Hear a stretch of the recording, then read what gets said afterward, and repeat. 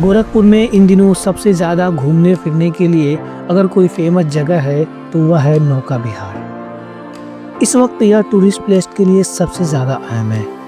सुबह शाम यहाँ भीड़ लगी रहती है और यहाँ तालाब के किनारे लोग टहलते हैं। वहीं सुबह बच्चे कई स्पोर्ट्स एक्टिविटी भी यहाँ करते रहते हैं। शहर में आने के बाद हर कोई नौका विहार जरूर जाता है। शहर की सबसे महत्वपूर्ण और घूमने फिरने के लिए सबसे बेहतर जगह है। नौका विहार में आने के बाद कई ऐसी चीज़ें हैं जिसे लोग देखते रह जाते हैं। साथ ही यहाँ पर उत्तर प्रदेश का सबसे ऊंचा तिरंगा भी फहराते रहता है।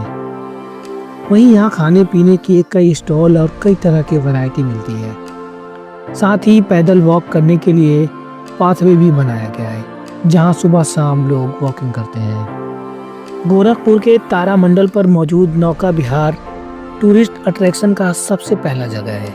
यहाँ पर आने के बाद घूमने फिरने और सैर सपाटे के लिए कई चीज़ें मौजूद हैं। अब जब आप यहाँ तक पहुँच ही गए हैं तो रामगढ़ ताल के बारे में कुछ और जानकारियाँ बताते हैं। शहर के दक्षिणी पूर्वी छोर पर 1700 एकड़ में क्षेत्र में फैला रामगढ़ ताल गोरखपुर को प्रकृति की अनुपम भेंट है। इस ताल का केवल गोरखपुर के स्तर पर ही नहीं बल्कि राष्ट्रीय स्तर पर ऐतिहासिक महत्व है। इतिहासकार के मुताबिक ईसा पूर्व 6वीं शताब्दी में गोरखपुर का नाम रामग्राम था। यहाँ कोली गणराज्य स्थापित था। उन दिनों राप्ती नदी आज के रामगढ़ ताल से ही होकर गुजरती थी। बाद में राप्ती नदी की दिशा बदली तो उसके अवशेष से रामगढ़ ताल अस्तित्व में आ गया। रामग्राम से ही ताल को रामगढ़ नाम मिला। ताल के बारे में एक और जनश्रुति है। जनश्रुति यानी अफवाह, मतलब ये सच भी हो सकता है और झूठ भी। जनश्रुति ये है कि प्राचीन काल में ताल के स्थान पर एक विशाल नगर था जो किसी ऋषि के श्राप में फंस गया। नगर ध्वस्त हो गया और वहाँ ताल बन गया। शुरुआती दौर में यह तालाब 6 मील लंबा और 3 मील चौड़ा था। तब इसका दायरा 18 वर्ग किलोमीटर था। अतिक्रमण के चलते यह 7 वर्ग किलोमीटर में ही सिमट कर रह गया। लंबे समय तक इस ताल की उपयोगिता को शहरवासी नहीं समझ सके।